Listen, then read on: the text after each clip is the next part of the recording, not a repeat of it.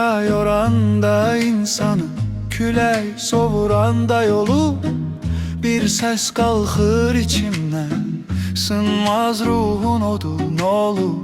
Hər düşdüyüm yerdən yenə qalxmağıma səbəb qəlbimdən əsən rüzgardır, sakit amma dolu.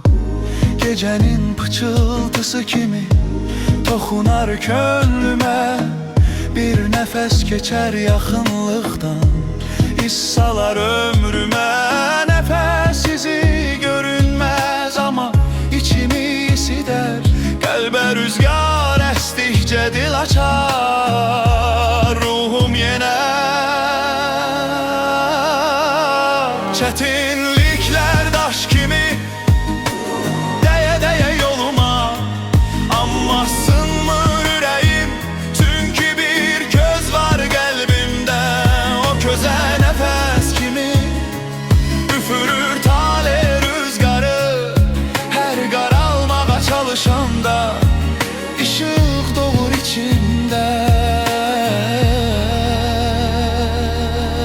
Sınmaz ruhun gücü ilə qəlbə əsən rüzgarlar, nəfəs izinin istiliyi birləşir bir anla.